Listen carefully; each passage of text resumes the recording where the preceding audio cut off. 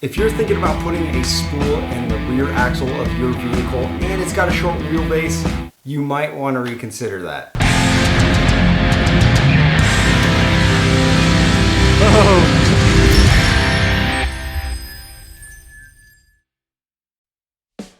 What is up, guys? I'm Kyle at Fortune Off-Road, and today we're installing a Spartan locker in the rear of the Samurai. So this video has got everything to do with a spool that's currently in there, taking it out and putting a Spartan in its place. Before we get started on any of that, some background on why we put that spool back there in the first place and why we want to change to a Spartan locker now. If you look at our first part of the build with the Samurai, when we were first installing spools and Spartans and the axles, a lot of people asked why we were going to go with that spool in the rear, and the number one answer for that was it's cheap. The rear axle in the Samurai is 26 spline stock inside that differential, and then that front axle is only 22 spline. So if you want to upgrade to a Spartan locker in the front, for example, you'll want to have 26 spline side gears that you need to put in there so your axles can slide into them. Well, those side gears are a little bit hard to source sometimes, and even when you do find them, they can be quite expensive. Some places are listing them for $75 each, so $150 to get new side gears in that front axle. Well, the approach I wanted to take with that is take those stock 26 spline side gears out of our rear axle and use those in the front for a Spartan. Now, since they're gone from the rear, we had to find something else to do, so our options are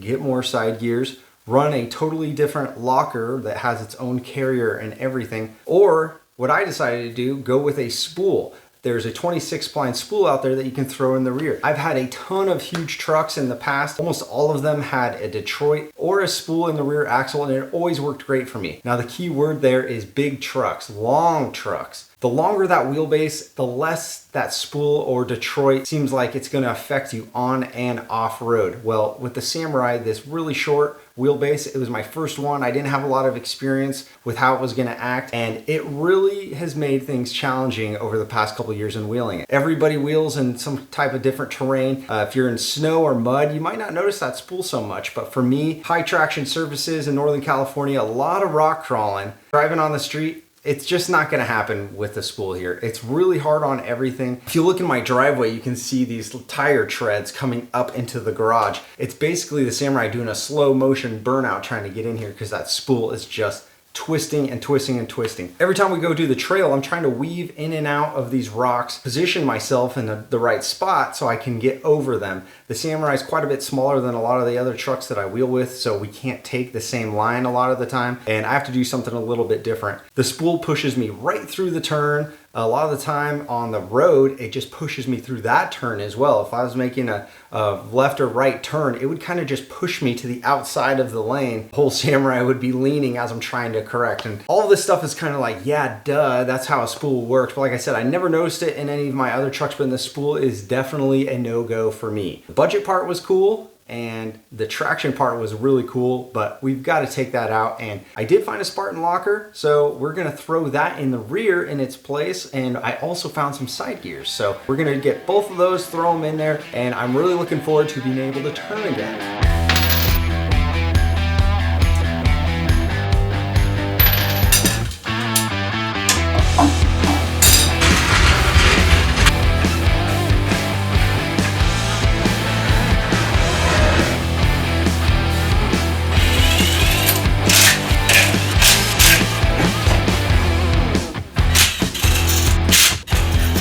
All right, so we've got all those nuts off now, and it's time to pull this part of the drum off. Now, I've seen a lot of people put their wheel on. They just put the lug nuts on real lightly, and then they'll slam their tire like this, and they try to get this part off with that. Now, it does work, but the bigger your tire, the heavier it is, it's gonna mess up these threads. There's just really no reason to do it because you can get one of these and one of these for free. Just go to AutoZone or Napa or whatever your favorite auto parts store is and just rent these tools. They charge you for them, and then when you're done, you take it back, you get your money back. It makes it a lot easier to get these off. So right here, we're gonna see something a little bit different. I did the SJ410 backing plate mod, which means hopefully I can take this axle shaft out without removing this whole part of the brake, which you have to do when it's stock. So if you're taking yours off and you haven't done that mod yet, check it out, watch my video to see how to do it. It's really easy. The other thing that's gonna be different in here is I have a spool in there. So when that comes out, you'll see that's just replacing all the spider gears. All right, let's see if we can get this thing off.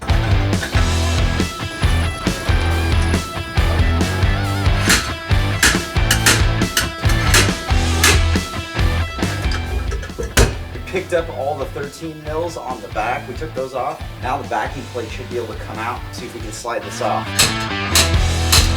There it is. All right, so you can just repeat the same thing for the axle on the other side. And now we're gonna start taking out these bolts around the differential and disconnect the drive shaft.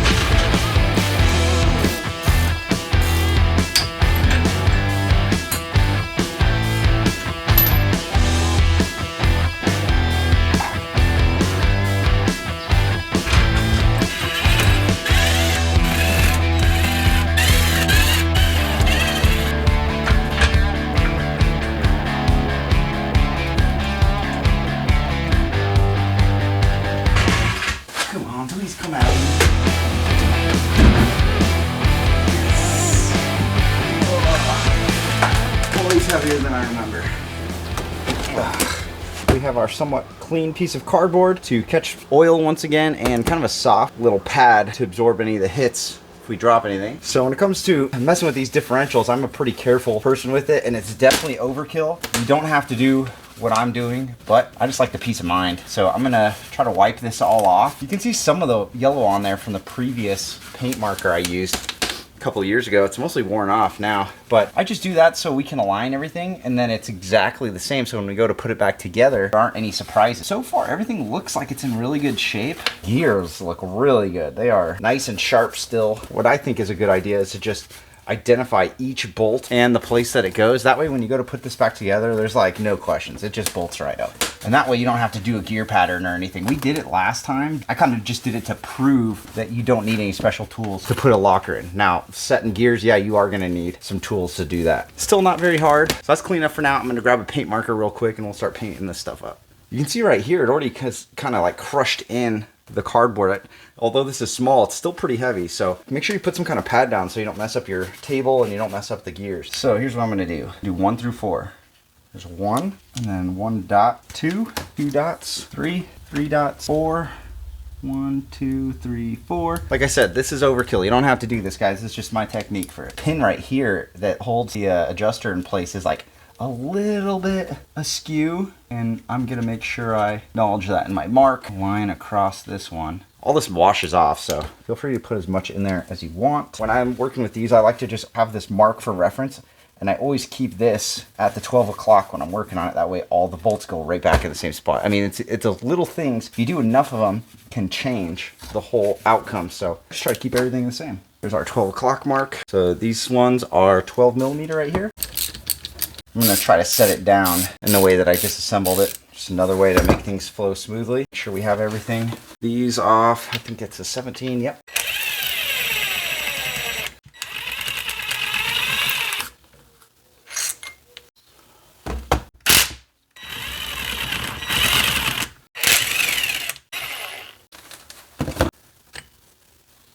Another important part, these races go with the right bearing because these things are kind of mated up. Carrier to 12 o'clock, 14 millimeter.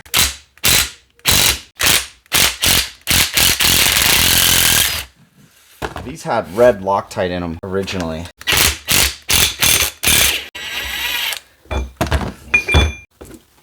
Clean this ring gear off. Now the important part, this is the piece that I really need to mess with. All right, so what are these, 12? Yeah. They're 12. We'll see if we can get them off without. No, that's pretty tough. I'm gonna grab the shaft. So it's got to be a rear shaft or a 26 spline front shaft in order to fit in here.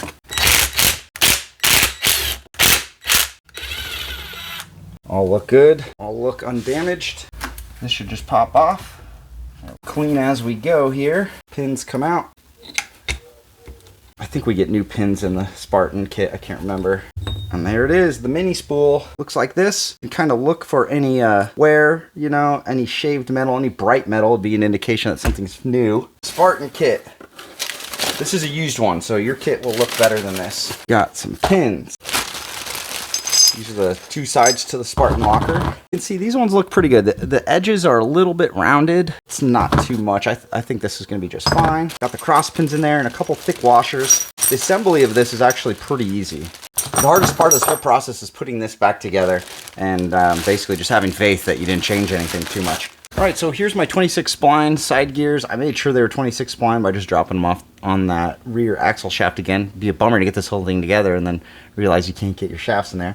So I got these from Roadless Gear, 2 for like 80 bucks. I think it's a pretty good deal. What I'm gonna do is get a little bit of oil on my finger here and just rub it on the outside of here, on this inside of this side gear. So if you're pulling these out of your differential, there's actually a really small thrust washer right here. And you kind of need a razor blade to get under it, pop it off. You don't want that on there. The first thing we're gonna do is just drop it down in the center of the carrier. It's just seated all the way down in there. I'm spinning around, make sure it's seated all the way and it spins freely. It does. The next thing we're gonna do is get the locker itself and our pins ready. And the reason we put that grease in there is because it helps keep the spring in there. That way when you're assembling this, it's not gonna fall apart on you and have some tiny spring rolling around driving you crazy to find it. Spring down in each hole, so it's 2 in each side of the locker. All right, so with that grease in there, it's gonna help these pins stay in, and then we're just gonna line it up with the corresponding gap. So you push down on it, should come back.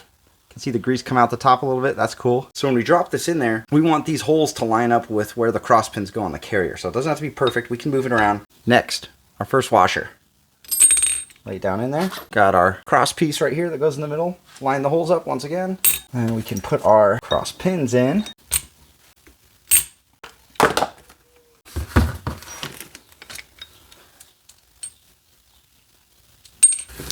So this is a really tight fit in here. There's like barely any wiggle room there. So this has got to be nice and straight. All right, so we got the cross pins and everything in there. I actually turned it off and kind of messed around for a while. There was so much material on the top of this new side gear, it actually wouldn't fit in there. So the tolerances on these cross pins are just so tight in there that you can't just hammer it through. It's got to fit in there well. So I just kept taking material off and got it nice and flat, and it worked. So next we've got to throw this washer on there. That's on there. Get your other side gear nice and seated in there. What I like to do before I put that in there for final assembly is get just a tiny bit of oil and put it down here on the part that's going to be spinning. Put it in there and just make sure that that's going to spin freely and seat all the way. And it is. So, and now with all those springs in place, this should be spring loaded like that. I'll set her on there. The thing I like to do is just feel around for all these pins. I've got a little brass hammer here.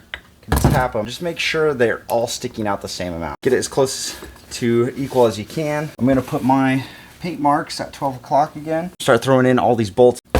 As we tighten this down, we're gonna do it in a crisscross pattern back and forth, progressively tighter until these hit 27 to 30. I'm probably gonna go on the lower side to 27 just in case. I don't wanna over torque it. So we're getting blue Loctite. This container's red, which is really confusing, but it is blue. We're gonna put the medium on these bolts going in there, and then we're gonna torque it down to 27. Double check that you have 27 on your torque wrench. You do not want to over tighten these and strip them. If you do that inside here, it could be a real problem. All right, I got them started. Everyone's biggest nightmare when working with bolts. We have one stripped right there. So I'm gonna try to tap it out. A little bit of the jagged end is sticking out, so I didn't tighten it that much yet. Oh yeah, there it is. And I kind of remember this from last time. That's why I was expecting a broken part in there. I thought I had over tightened one. I accidentally left my torque wrench on a high setting and went and torqued it down last time. But then I took all the bolts down and put it back in, and I was like, oh, I guess not. Somehow this was just staying together, but it is busted. Thank you, God, we got it out. So we're gonna do a little bit of time travel, and this is probably gonna have to get done tomorrow. Gotta find one of these bolts, and we'll get back to it. All right, we're back. You can see these look a little bit different. We're at the hardware store, and I was getting ready to pick some of these up, and I decided, you know what? I don't know if any of these other ones are compromised, and since this all holds our bearing onto the carrier, it's kind of important. Don't want to mess around with any of those bolts, so we just got some new ones. So let's get back to torquing these all down.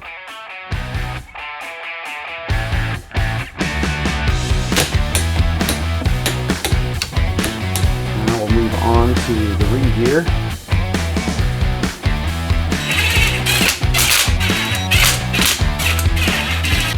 .58 to 66 on the ring gear bolts with the red Loctite, and we are going to go, I'm just going to set mine for 60. This is kind of a lot, so you have to have something solid holding this down on the other end. I've got a loose vise over here that I move around. Our carrier is assembled, put back in the third.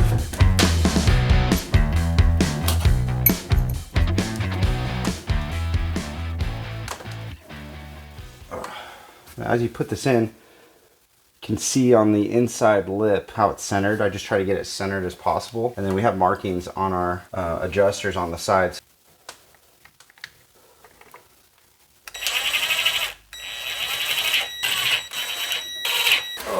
So these go in kind of weird. You can see like the gap on the bottom here, like these don't look like they line up that well, but they will once you get it started. It just takes a second. The threads are so fine, it's kind of hard to get it going, but once it is going, go right in. There we go. So where our mark is, it's going to need to be lined up with this ring over here. But if we start cranking down on this right now, it's going to push the carrier. I want to get it snug, and then once we get the other end in, we'll start adjusting it. This one's pretty close to our mark. It's got to get lined up right there. This is the mark we're going for right there. It's got to be pretty tight, so pretty dang close. First one I got pretty close just to start off with. When I put this locking retainer on here, it's pretty close. If anything, it could go a little bit tighter. Yeah, you can see it's pretty much lined up with that mark. So we're going to torque this thing down to, it's 7 to 10, but we're just going to go to 8 on it. Once I got that one in place, I kind of just tightened this one down until it looked like it was lined up. So now let's get our bearing caps torqued down. 51 to 72. I'm just going to go with 60. All right, so at this point you'd be done. You're ready to install this back into your housing, and we've got all of our marks on there, so feel confident that everything is good. The last thing to do is check your backlash, and you can run a gear pattern if you want. So your backlash is actually how much play is in this, like how close is this ring gear to your pinion gear in there. And there needs to be a little bit of play in it. There's a setting for that, and you need a dial indicator to check that out. You can run some gear pattern on there. Because we didn't mess with the pinion at all, and we have our bearings set right where we left them, nothing should change. We should be able to just plug this in there.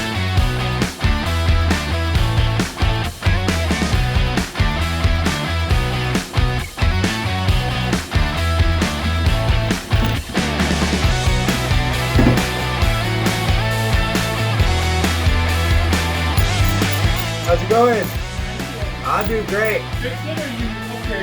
Upgraded, yeah. Nice. Yeah, we had a spool back here, now we've got a locker. This is a, what is all samurai stuff, yeah. It's all samurai actually. Thanks for dropping this off. Got everything finger tight on here. Finger tight. I just used a wrench to do it, just so I could see the RTV like slowly start to come out the side. This is after waiting 15 minutes just for it to build up a skin. Yeah, I think what we're gonna do now is give it an hour to dry. And I'm going to torque it down all the way. But in the meantime, I'm gonna start installing these axles and seeing what else I can button up before we put some gear oil in it and take it for a test drive, which I'm excited and a little bit nervous about.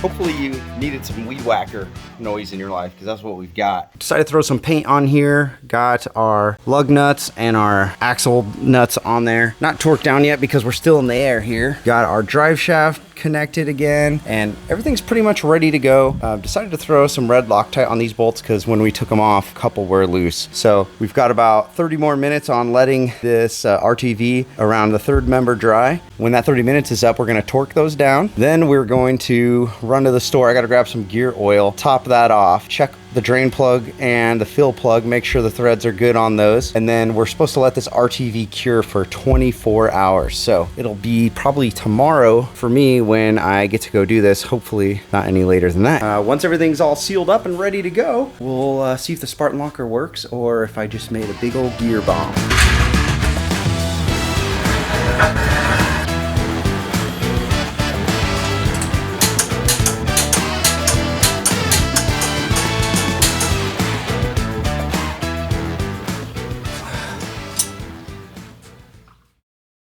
So we've got everything all buttoned up now, and this is the moment of truth. This is that time where everybody's kind of thinking, did I do this right? Did I mess anything up? Well, we're about to find out. Before you see and hear the Samurai with the Spartan locker in the rear, I did a bunch of research on this first, and you see a lot of people complaining about the Spartan locker in the rear of a Samurai and how loud it is. I wasn't really sure how to take that until I saw some videos. I thought they meant it's kind of like a Detroit or any other kind of mechanical locker where you can just hear the clicking as you're turning. And you definitely hear that in the back of the Samurai, but it seems like the Samurai guys are experiencing something even more extreme than that. One place I was reading about them, the guys were saying, it's annoying wheeling with a Spartan locker in the rear because everybody thinks I'm breaking a rear axle shaft when the thing unlocks. That's a pretty extreme thing to say. The difference between clicking of a locker and breaking an axle shaft are on opposite sides of the spectrum. Going into that, I felt like I knew what to expect, that I might get some of those really loud pops. As you're about to see, we got the loud pops. And it's kind of weird because it is clicking sometimes and other times it is just really banging around. It doesn't seem like this is super uncommon. I'm not worried about the install, but I still need to take it out on the trail and see how this is gonna perform and if it's gonna last.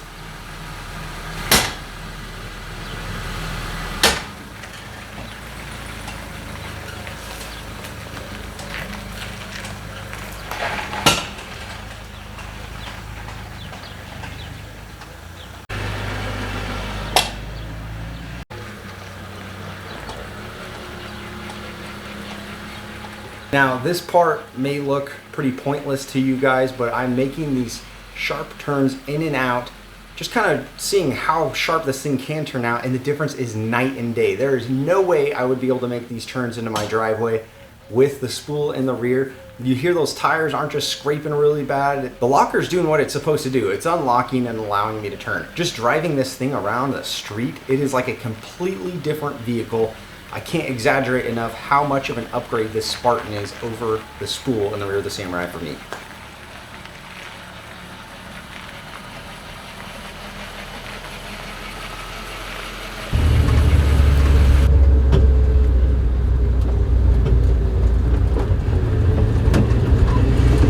Recently, we've made some huge changes to the Samurai. We've got the new suspension up front that only has one trail ride on it. That was Turkey Claw down at King of the Hammers. That was in January, so it's been a while since we put this thing through anything. We did new reservoir shocks up front, and we have a lot more travel now, so we had to get new bump stops. We've got limit straps, hydraulic assist, and now the Spartan in the rear. We've got a bunch of stuff we need to check out. We're crossing everything off the list back here. It's time to get the Samurai out, so I'm really looking forward to doing that. I hope this install helped you guys. I know my last one got a lot of feedback and people saying thank you, that really helped. This one I feel like isn't as in-depth, but I feel like it's a little bit easier to follow. Hope you guys enjoyed it. Thanks for checking out our video. If you want to see any of these things, just check them out in the description.